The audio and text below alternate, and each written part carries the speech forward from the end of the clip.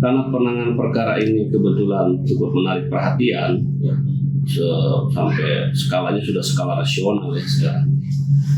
Kita memastikan, makanya kita klarifikasi terhadap pihak penuntut umum khususnya di Jari Benanga Selatan.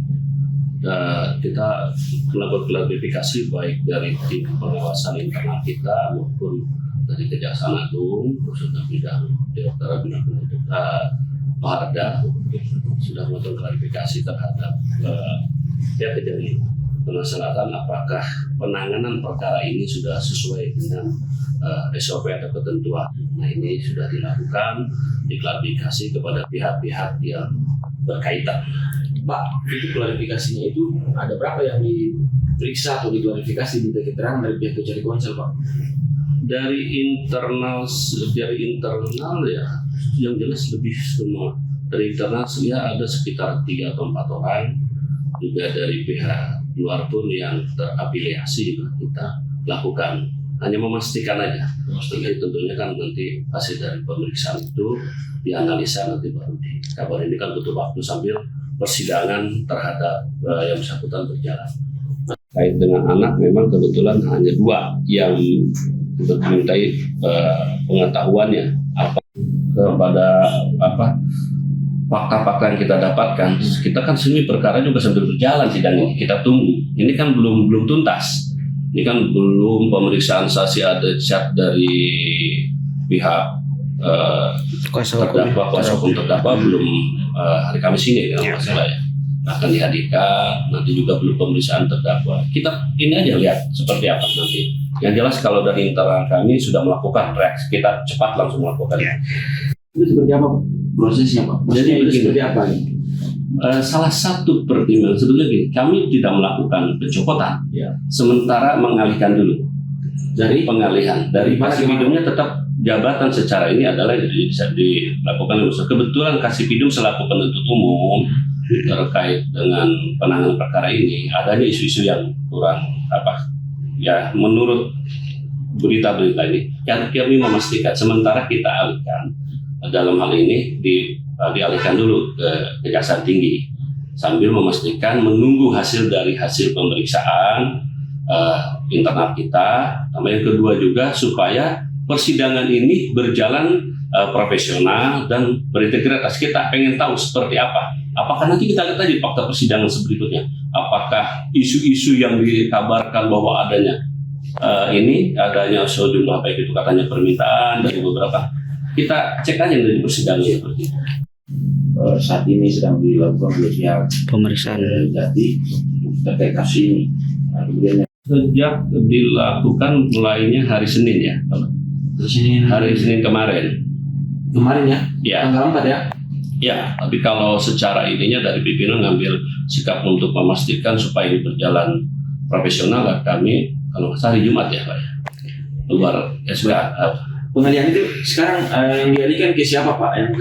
Sementara PLH-nya dari salah satu kasih di Kejaksaan Tinggi. Kejaksaan Tinggi ya? Yang kemarin itu ikut sidang ya? Ya. Oke.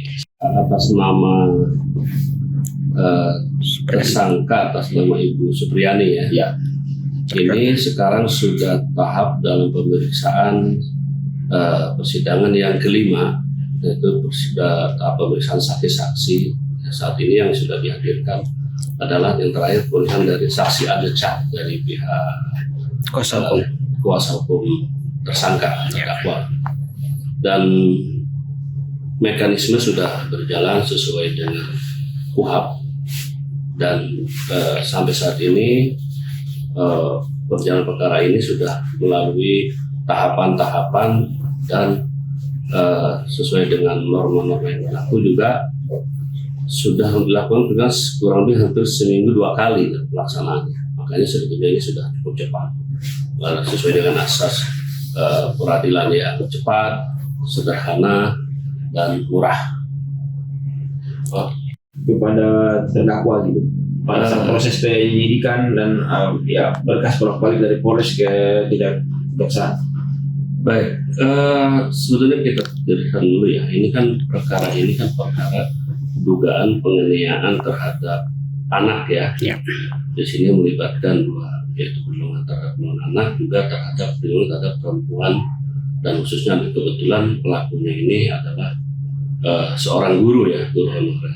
Di sini di satu sisi kita melakukan perlindungan terhadap korban anak, juga di sini juga kita melakukan juga bagaimana supaya ini berjalan dengan adil, karena kebetulan juga tersangka ini berprofesi sebagai guru, yang tentunya kan guru dalam melakukan profesi juga harus kita lindungi kan. Kebetulan juga korban anak ini orang tuanya APH, makanya dalam ini tersebar isu yang di luar seperti itu. Makanya kami memastikan dilakukan klarifikasi baik dari internal kami di Kejati maupun di Kejaksaan Agung, apakah penanganan perkara ini sudah profesional. Nah, tindak lanjut itulah yang kemudian kami lakukan klarifikasi ke beberapa pihak, apakah sudah termasuk isu-isu yang berkembang, baik itu yang disampaikan menurut adanya sejumlah permohonan Permintaan uang. khususnya ke internal kami tidak bicara di luar kompetensi kami, kewenangan kami. Kami lakukan juga terhadap yang bersangkutan. Tentunya nanti hasil dari analisa itu yang akan kami laporkan kepada pimpinan. Andi Gunawan. Berarti statusnya Kasipidomi ini apa Pak? Dinonaktifkan atau bagaimana sementara? Tetap, hanya sementara dialihkan dulu ke Kejaksaan Tinggi sambil menunggu hasil pemeriksaan seperti apa, nanti baru kita Kalau eksaminasi itu bagaimana Bang? Itu termasuk juga dalam pemeriksaan itu atau seperti apa? Sifatnya klarifikasi dulu hasil dari penanganan perkara, ya kan? Apakah baik itu dari pratutnya sampai akhirnya ke tutnya itu sudah berjalan sesuai dengan SOP, sesuai aturan-aturan di internal ya, sebagaimana diatur juga dalam KUHP. Kemudian dalam hal ini makanya kami memastikan pratutnya ini, terutama sebagai jaksa peneliti, apakah sudah sesuai dengan ketentuan terkait dengan bahwa adanya bahwa kurang cukup bukti atau apa, ya nanti kita buktikan di persidangan seperti apa. Tentunya kan masing-masing punya sudut pandang yang berbeda, ya kan. Forensik kebetulan juga dari dokter tersebut juga ada surat keterangan, ya kan, ada hasilnya seperti apa. Memang betul foreign material itu semuanya penting, ya kan, karena itu syarat dalam ketentuan KUHP juga seperti itu. Namun demikian pada prinsipnya sampai saat ini kami belum memastikan apakah ada pelanggaran atau tidak. Yang jelas kita nanti tunggu hasil dari pemeriksaan internal kami. Berarti yang jelas penuntut umum akan mempertimbangkan berdasarkan fakta-fakta perbuatan dan fakta-fakta hukum yang terungkap di persidangan, bukan berdasarkan berkas. Kan berkas bisa saja ketika dalam persidangan berubah, tetapi kan acuan dasarnya dari berkas. Ketika membuat dakwaan segala kan semua berdasarkan itu.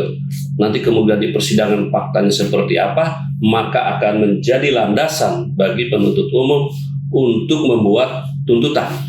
Tentunya di sinilah kita ketika tuntutan itu memastikan harus ada memberikan rasa keadilan dalam menuntutnya, ya kan? Dan juga bisa memberikan kepastian yang terutama lagi keadilan, kepastian dan kemanfaatan yang lebih baik lagi, sudah maksud kedamaian.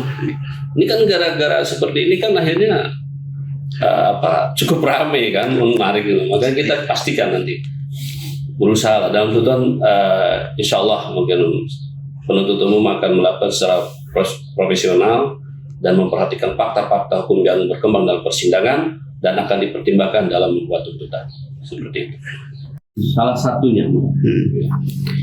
Salah satunya apa ini Bang? Ya, kode etiknya. Pemeriksaan itu mencakup juga dengan kode etik, apakah memang ada pelanggaran, perbuatan tercela atau tidak, ya kan.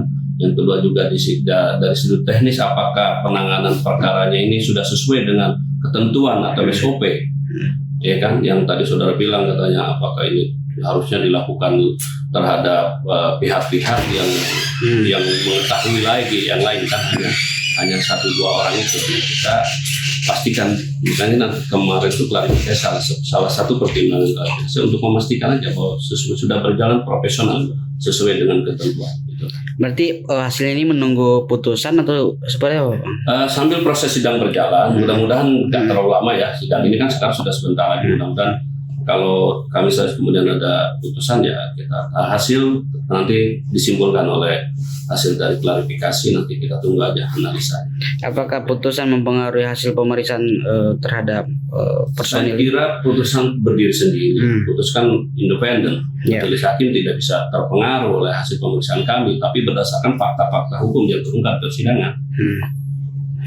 Artinya pemeriksaan yang dilakukan oleh Kejati tidak berpengaruh dengan putusannya. Misalnya diputus bersalah, terus hasil dari pemeriksaan Jamwa sendiri, apakah juga akan otomatis membebaskan atau meloloskan mereka dari dugaan-dugaan yang diklarifikasi itu? Oh tidak, itu berjalanan masing-masing, tapi tidak saling mempengaruhi. Ya. Yang tentunya kita hanya memastikan terkait kami klarifikasi bahwa yang melakukan pemeriksaan internal itu dari internal kita di Kejaksaan Tinggi, sedangkan Kejaksaan Agung memastikan klarifikasi terhadap penanganan perkaranya apakah sudah sesuai dengan SOP. Berarti dua ya, Kejati dan Kejaksaan Agung gitu ya. Download Tribun X sekarang, menghadirkan lokal menjadi Indonesia. Terima kasih sudah nonton. Jangan lupa like, subscribe, dan share ya.